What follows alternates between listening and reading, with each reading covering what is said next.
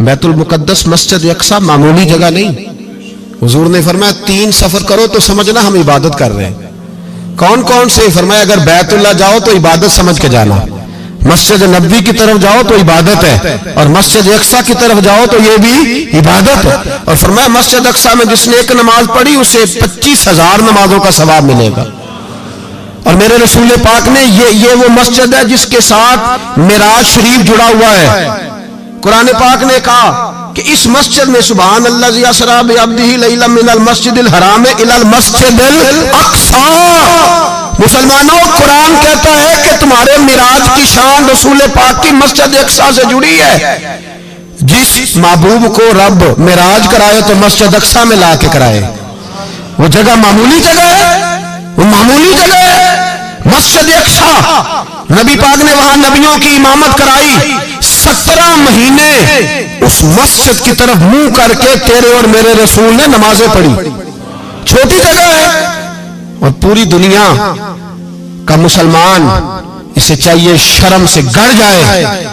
ایک امریکہ کا صدر بول کے کہتا ہے کہ اسرائیل کو اجازت ہے اسے دارالحکومت بنائے، اور مسلمان حکمران بیان دے رہے ہیں ظالموں، لٹیروں، تم اپنی سیاستیں چمکانے کے لیے پہلے ایک دوسرے کو گالیاں دیتے ہو، پھر اکٹھے بیٹھ جاتے ہو نمبرنگ کرنے کے لیے. تم دین کے اس مسئلے میں سارے اکٹھے کیوں نہیں بیٹھے؟ سارے پاکستان کے سیاستدانوں کو، علماء اور مشائخ کو چاہیے تھا ایک پیج پہ اکٹھے ہوتے، اکٹھے بیٹھ کے ایک بیان ہی دے دیتے، ایک بات ہی کر دیتے. پھر میرا سلوٹ ہے ترکی کے صدر کو، پھر میرا سلوٹ ہے ترکی کے صدر کو. اس نے بہت عرصہ پہلے کہا تھا مسجد اقصی میری خواب میں آئی تھی اور رو کے کہتی تھی آئے مجھے کوئی صلاح الدین ایوبی کا ماننے والا، کوئی آئے مجھے بچائے. کہتے میری خواب میں آئی تھی اور روتی تھی، کہتی تھی کوئی آئے.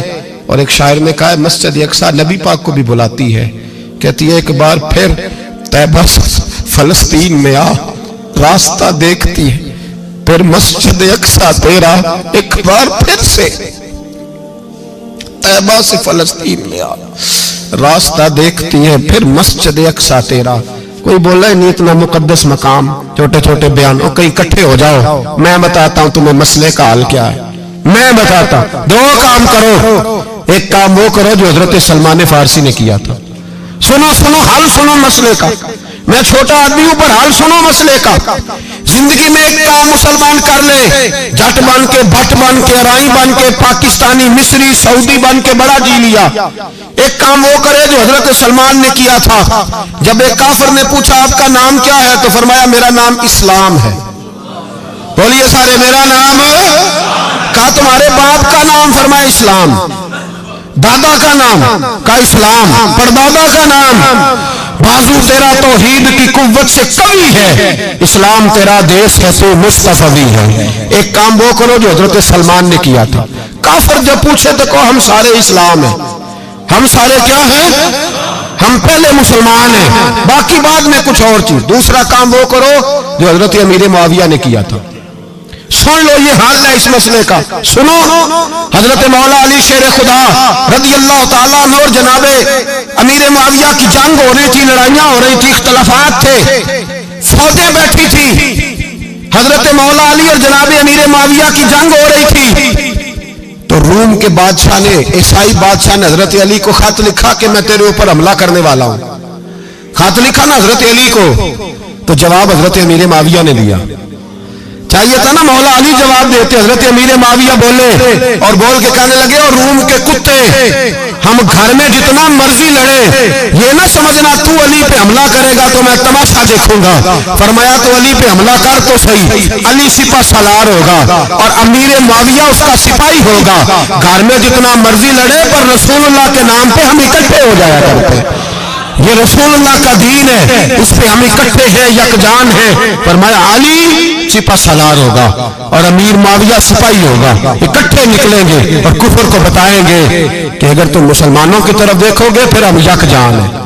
پھر ہم بولیے پھر ہم گنبد خضرا کے سائے تلے ایک ہیں، ایک ہیں، ایک تھے اور ایک رہیں گے. اس لیے یہ 2 کام اگر مسلمان کرے، 2 کام ٹھیک ہے. اختلاف ہو گئے، بڑا کچھ ہو گیا، لیکن ان سے کہیں کہ جب تم آؤ گے تو پھر ہمیں علیحدہ علیحدہ نہیں پاؤ گے، پھر ہمیں تم اکٹھے پاؤ گے، اکٹھے میدان میں نکلیں گے، اور کوئی اتنی لمبی چوڑی بات نہیں۔